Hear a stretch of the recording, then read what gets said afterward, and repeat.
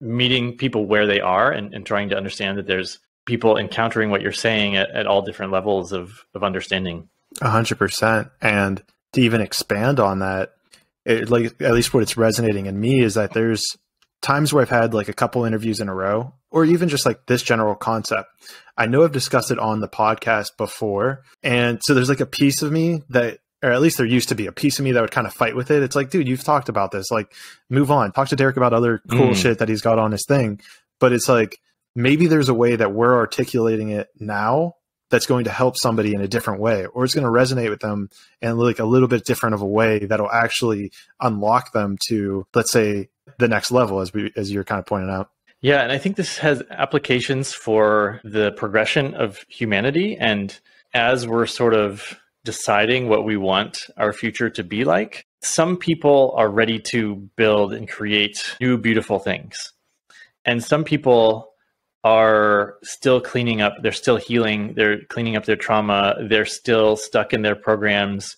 They're not able to not fight with each other. They're not able to, just the other day, there was someone in my street who was screaming at the post lady. He was so angry that he had blocked his truck. And I just thought like, wow, this guy, he's trapped and stuck in some way in his nervous system. He has all this anger that hasn't been able to clear. And I, obviously I felt bad for the postal worker being insulted, but I also felt kind of compassion for this guy that his only response was just like anger and frustration. And I have no idea what his history was, but that's not a natural state for a person to be. The way I see it, humans' natural state is joy and peace, and that gets corrupted through all kinds of different inputs. So I just thought, wow, like we will continue to see stuff like this happen until all the people are healing and can sort of move forwards. The best thing you can do is exactly what you said, I think, is compassion. Like, and you never know, like maybe that mail lady hasn't fully gotten there herself either. Like maybe she doesn't really even know how to handle that situation, or isn't being able to see behind the veil of his anger. So it could be a trauma response within her as well, where, how do you articulate this? Like in her past, first of all, maybe she's done that to other people where she's gotten pissed and been on the other side of the fork. But it's also this interesting, how do I describe this?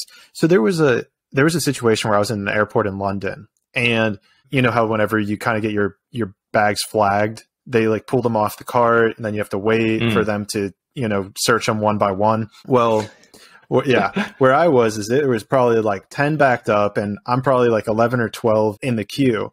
And so I'm kind of just sitting there and I'm like, all right, like there's nothing I can physically do. So I might as well just sink into this moment, be present. Meanwhile, you have people around you that are nervous. You can see all these like little anxious ticks on people because it's like, oh, well, I don't know if I'm going to make my flight, da-da-da. And I'm just sitting there like, just calming myself, just be present, like it is what it is kind of deal. And, it finally comes to me. Meanwhile, it felt like 5 minutes to me, but I come to find out later it's probably like 45 minutes. Oh, wow. Well, I think it's the power of just being present, just being in the moment, just like enjoying the serenity, just taking everything in. Because I'm not sitting there like constantly checking the time. I'm not constantly saying to myself, oh my gosh, if it's like 5 more minutes, if it's 10 more minutes, if it's, oh no, like I'm getting close to my flight. There's not that panic. And so to get back to the point of the story, I had a bunch of just different, like in the United States, you can have like 3-ounce containers of liquids. Mm-hmm. Well, in London, they have like a little bag that you have to be able to fit all of your liquids into.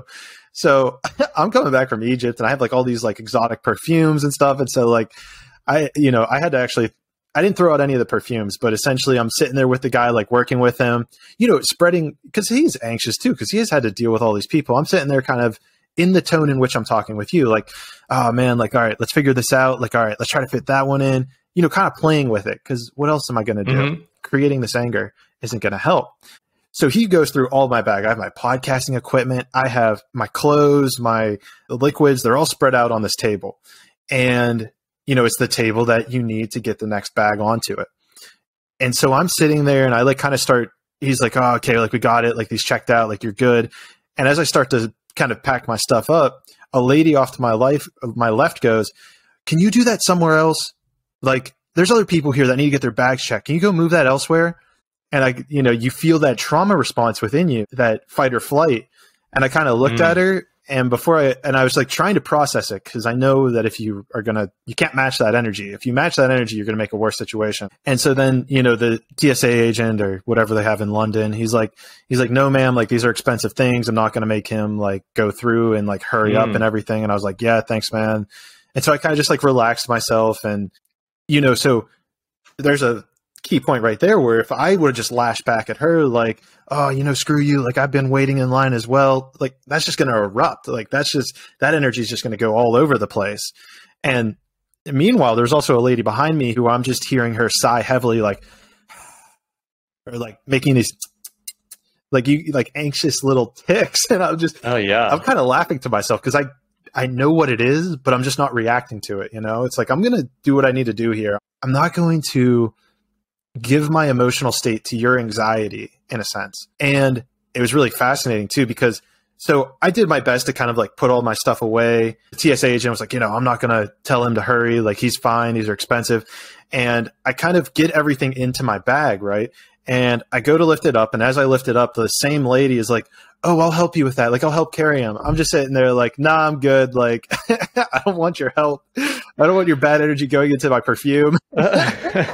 Wow. Well, so so this is the next little piece, right? Is as I pick it up and go to move my bag or pull it off the table, the hook of it is actually caught in between the table. And I was like, oh shit. Like, had I picked it up and forcefully removed it in an anxious, pull, shit would have went everywhere. I would have probably smashed my podcasting equipment, would have probably smashed the perfume, and luckily, since I was in a calm state, I was able to pick it up and slowly move away, felt the snag on it. So I was able to hold it. Then the guy beside me helped move the table and like close it. And then I moved off. And so I was like, damn, like had I succumbed to that state, not only would I have propagated this anger, but I would have probably broke all of my shit in the process. What a complex situation. And for anyone that's waited in one of these lines, like you painted such a nuanced picture of, right, like all those people, and they're like each one is like putting their own discomfort into this situation. Those, man, it was probably like really energetically noisy in that space. And maybe there's a transition here with like the mental aspect of climbing 3 volcanoes in a day. The volcano was this challenge that people have been doing for a while now. I don't know exactly when it started, but it's the 3 Peaks Challenge was the sort of the colloquial name. And then different groups of people would race each other up, and sort of there's an unofficial time. Someone's keeping track of all the times. And I bet Strava does it now. So the biggest volcano is Agung, which is 12,000 feet. Where's this? It's in Bali. Okay. So it's a volcanic island in Indonesia. There's several volcanoes in the center, but then sort of like 3 distinct with that perfect volcano shape sort of in a row. And when you're at the top of the biggest one, you can kind of see all the volcanoes. It's a very beautiful scene. Okay. So we put together sort of a crack team to break the record. And we knew that most people doing this didn't approach it like pro athletes would. They just kind of would do it as a challenge, like, let's see what we can do.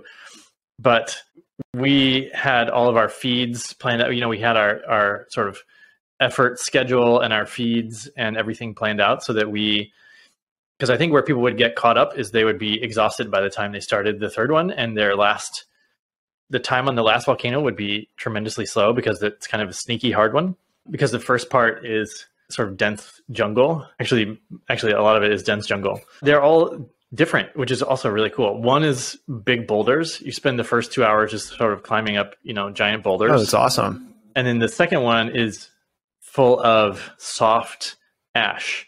So it's like deep sand. It's like you take one step up and you slide half a step back. So it's very exhausting in that sense. And it's done under full sun. Wow. The first one's done in the middle of the night. The second one's done under full sun. And then the last one's in the jungle. And so you get some sunshade, but it's the steepest one. And so we ended up sort of getting a benefit. We were forced to go really slow on the first one, which if you've ever done a long race, that that can make it so much better at the end. And the reason, so we started at midnight, and there was nobody there in the parking lot. So it started at this temple, which is like the main temple of the whole island. And they call it the Mother Temple. And the trail to climb this volcano is behind the temple. That's where it starts. And we got there, and there's nobody there. It's like eerily quiet, but it's the middle of the night, so that's normal. But then we got around behind the temple, and there's like 10,000 people there. And whoa, totally surprised. Our local guides were totally surprised. And all these people were dressed fully in white, and they were carrying goats and chickens up to the top of the volcano to sacrifice into the volcano. This is a secret ceremony that we had stumbled across. And it was the ceremony to begin rainy season. So these 10,000 worshipers go to the top of the volcano and pray and meditate together. And then rainy season starts. And we were forced to do our sort of race, our challenge, on the same trail as all these, grandmothers and kids and men carrying goats. So we just had to sort of fall in line. And so instead of running up this volcano, we were going grandmother speed for the first 2 hours. So we were already thinking, oh man, we're behind our schedule. Are we going to even set this record? Maybe we should just enjoy it. Like we could just forget about the record and just, climb these volcanoes, and it doesn't even matter. Right. But I mean, what an amazing experience to be in a secret ceremony, to see this happening. And by the end of the day, rainy season had started. Like they did it. They turned it on. They flipped the switch. And it rained for like 4 months. And so, you could say, oh, that's just a coincidence. Or they looked at the weather and then did a ceremony and it's just connected. It would have been raining anyway. But for me, that was the first time I had seen the power of a sort of a mass intention, a mass prayer affect physical reality. Like I fully felt that it was true that they started rainy season. Like it just seemed I'm on there, but real. I'm on that board with you. Like I truly believe like that's a thing. And that's actually crazy to actually experience it yourself. And I'm kind of shocked that you actually brought that up, because that's something that I've been thinking about recently. About balancing, right? No matter what it is, I guess, unless you're trying to be a pro athlete, but for the most part, it's about finding the balance between things, right? Finding the balance between your masculine, your feminine energy, So I find it really fascinating that he still applies this level of skepticism versus, and this is so fascinating too, because I've seen it in other people who are kind of like in the spiritual space where they're too. Is it yin? I believe yin's the feminine. They're just too yin. Like they're too like, oh, it's all going to just kind of work out. And it's always kind of struck me the wrong way. But I believe it. Like I believe like everything's going to work out. And I just find it fascinating where you still need to mix it with the groundedness, the grounded physical reality. And it sounds like he's kind of doing that by applying the skepticism with the open-mindedness of, well, maybe. Like the skepticism is that masculine, whereas well, anything's possible, I'm going to stay open-minded is more of that yin.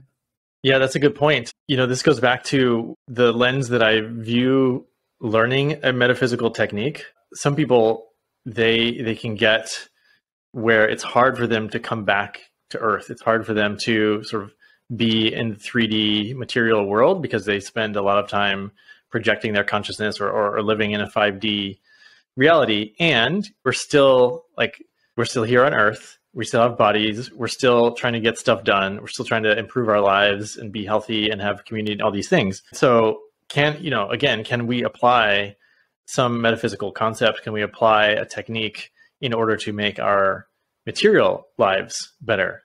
Whether it's to bring more peace or to build a community, right? It takes actually like doing stuff. So you spend all this time working on the being and the understanding all the levels of your multidimensional nature. But then here you are still like, you still got to build whatever it is you're building. There's these mental constraints that we almost put on ourselves. And sometimes they come in the form of limiting beliefs where things have to occur in a certain way. Things have to occur linear. I have to hit X 100 podcasts before I have X thousand income. And it's like, to your point, it's why are you placing that constraint on it? It's like, do you want to cut yourself off almost at the knees? Like, the universe is going to do it in infinite ways if you open yourself up to it in that light. Yeah, exactly. And where I go with this is, how do we practice opening ourselves up to infinite possibilities? And, as a coach, I'm designing challenges like, okay, I'm going to give you some homework where you go out and you just ask for things that are just so big and ridiculous that you would never expect for somebody to say yes. You're pushing your comfort zone with what you're willing to ask for, or what you're willing to, okay, you think you want 10 customers for this business? Well, like, let's actually try for 1,000. Like, what if we just went way, way bigger than you were planning? Or what if I gave you an extra $1 million ad budget? What would you do with it? And so there's ways to either do thought experiments or actual real life experiments that allow people to practice working from infinite possibility. That's something that, and I'd be interested to hear what you think about your life, because in my life, just hearing what you're saying, I feel like there has been that level with me recently where it's kind of just like, I have these big scope intentions of what I want to achieve, what I want to do.